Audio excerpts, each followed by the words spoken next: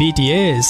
আজকে আমি কথা বলবো বিটিএসদেরকে নিয়ে। দয়া করে ভিডিওটা দেখার সাথে সাথে ভিডিওটা একটা শেয়ার করবেন, তাহলে অনেকে ভিডিওটা দেখতে পারবে। যাই হোক, আপনি কি বিটিএস ফ্যান? যদি আপনি বিটিএস ফ্যান হয়ে থাকেন তাহলে হয়তো বা আমার এই কথাগুলো শুনলে আপনার কাছে অনেক খারাপ লাগতে পারে। আর যদি আপনি বিটিএস ফ্যান না হয়ে থাকেন তাহলে অবশ্যই এই ভিডিও কমেন্ট করে জানাবেন আপনি বিটিএস ফ্যান কিনা। যাই হোক, বিটিএস হচ্ছে মূলত সাউথ কোরিয়ার একটা শিল্পী গোষ্ঠীর নাম। তারা মূলত কয়েকজন শিল্পী মিলে একটা ব্যান্ড তৈরি করছে, যে ব্যান্ডের নাম তারা দিয়েছে বিটিএস। আর বিটিএস এর জনপ্রিয়তা এত পরিমাণ ছড়াইছে যা বলার বাহিরে। বাংলাদেশেও তাদের জনপ্রিয়তা অনেক বেশি। আপনি কি জানেন বাংলাদেশে তাদের যে জনপ্রিয়তা আছে, তাদের যে ফ্যান ফলোয়ার আছে, সেই ফ্যান ফলোয়ারের ভিতরে 80% হচ্ছে মেয়ে। ভাবা যায়। আর 20% হচ্ছে ছেলে। আমি জানি না কোন ছেলেরা তাদের ফ্যান। যাই হোক, তো যে সকল মেয়ে ফ্যান আছে তাদেরকে দেখার জন্য সেই সকল মেয়েরা অনেক বেশি পাগল। যাই হোক, তাদের জন্য সুখবর, বিটিএস আসতেছে বাংলাদেশে। তাদেরকে 43 কোটি টাকা দিয়ে দেশে কিনে নিয়ে আসা হইতেছে। বর্তমান সময়ে দেশের অবস্থা অনেক বেশি খারাপ, সকল পণ্যের দাম বেড়ে গেছে, মানুষ 3 বেলা ঠিকমতো খাইতে পারতেছে না। সেই সময় তাদের মতো মানুষকে এদেশে কিনে নিয়ে আসা হবে।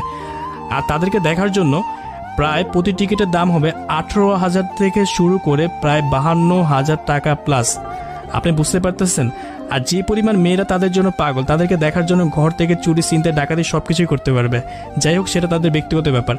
এখন যারা মুসলিম আছে তাদের উদ্দেশ্যে একটা কথা বলতেছি, এটা আমার থেকে না, এটা একটা মাওলানা বলছে। যাই হোক, বিটিএস যারা আছে তাদের সব থেকে বড় দুটো সমস্যা হচ্ছে তারা ইসলাম বিরোধী।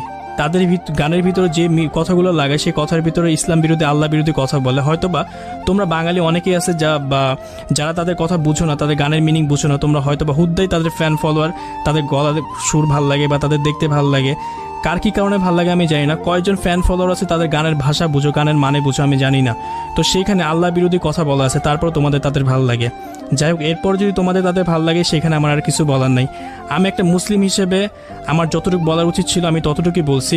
তবে সবার উদ্দেশ্যে একটা কথাই বলতেছি, বর্তমান সময়ে দেশের যে অবস্থা, এই সময় তাদেরকে কিনে নেওয়া আসা একদমই উচিত না, যেহেতু তারা ইসলাম বিরোধী গান করে। ইসলামের গান তো একদমই জায়েজ না, তারপর তারা ইসলাম বিরোধী, আল্লাহ বিরোধী গান করে, যেগুলা আমরা মুসলিম হিসেবে কখনোই মানতে পারি না, মানব না।